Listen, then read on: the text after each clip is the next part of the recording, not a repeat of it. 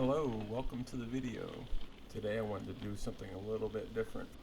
This is a bike that I built recently. Just wanted to talk about it a little bit. It's I don't know, like a mid-90s Gary Fisher Wahoo. This model was fairly low down in the catalog, and most of their bikes had moved to aluminum by that point on the higher end, and this was kind of one of the holdouts that was made of steel, kind of old school straight gauge steel, and pretty heavy. I found the frame at the thrift store. It was fairly rusty, and I had to do a lot of touch-ups on the frame to get it to where it was, the appearance it is now. So today I'm on a shakedown ride, and I'll talk a little bit more about the elements of the build later on in the video.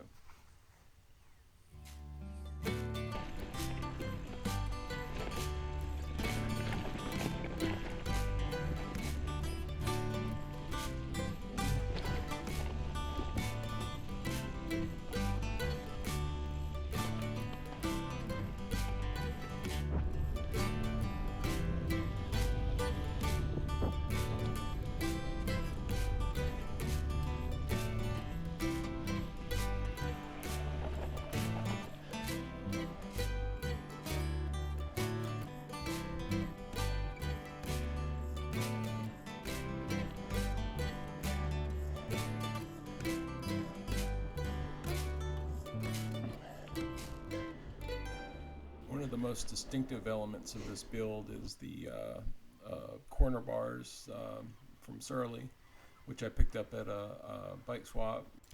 I like bar end shifters, and I chose these Suntour ratchet versions, and I put them in the horns instead of in the drops, and that's very close to where the hand position is for most of my riding. I tend to do most of my riding in the hoods, as they say. The shifters being there actually extend the horns a little bit, which I think is one of the things that a lot of people have extended using other means. I really wrapped these bars pretty hastily because I knew this is likely not going to be a final solution, although it may end up being. But I'll have to rewrap those, do a little bit better job. I ended up just using all the tape just to kind of beef up those areas where the hoods are. In the drops, I used some Van grips I had laying around.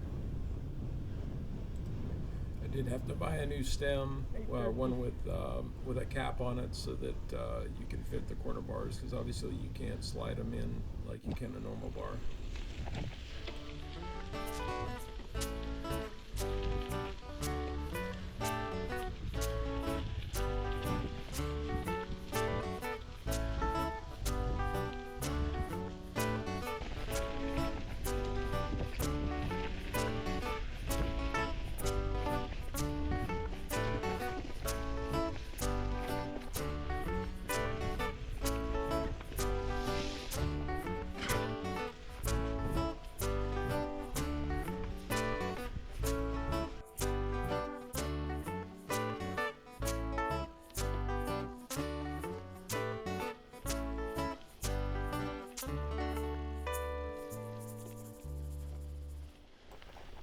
So the drivetrain is a old 3x7 setup, finding parts that I had around here and there, so really relatively inexpensive to put together, and for the most part does fine for this type of bike. I'm not going to say it's the best, but it suits the bike. I did find that on the flats there were times I had to go into the big ring, and with not really, a full amount of effort. So I believe I need to find a free wheel that's got a 1128. I think there's a 1428 on it now, which is a little bit too mild. It has a Sugino Impel crankset with 42, 32, 20 chain rings.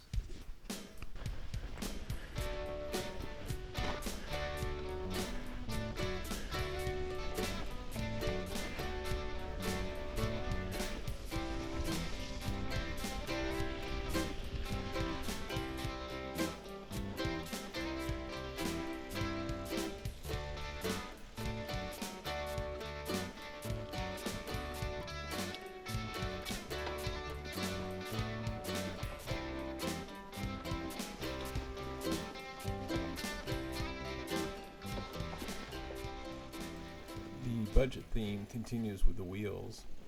It has Wyman wheels with Joytech hubs. Nothing special. Picked them up for like $30.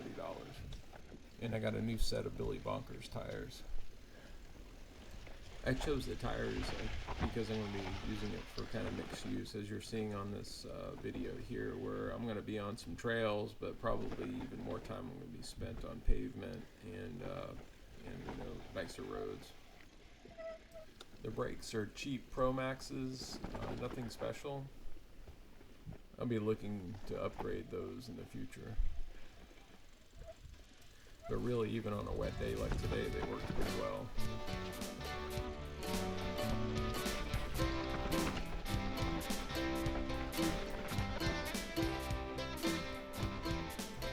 So what do I think about the bike? Well, at this point, the jury's still out, but I like a lot of the elements of the build. I do enjoy riding it. I talked about the drivetrain improvements. I think just the rear cassette's quite simple to replace, and so going with a 1128, I think will solve that problem. The corner bars are an interesting option. I'm not sure I like them more than like a conventional gravel bar, and so I think the jury's still out. There's lots of positions. I'd say the main limitation is the gripping the brake levers. So it takes a little bit more of a movement of my hand than it would be with a conventional gravel bar. I really like the shifter position, and being able to just barely move the hand and shift gears is really a luxury for me. The seat is also a stand-in until I can find a better one. So if you keep watching the videos, I think you'll continue to see this bike in action, and we'll see where it goes.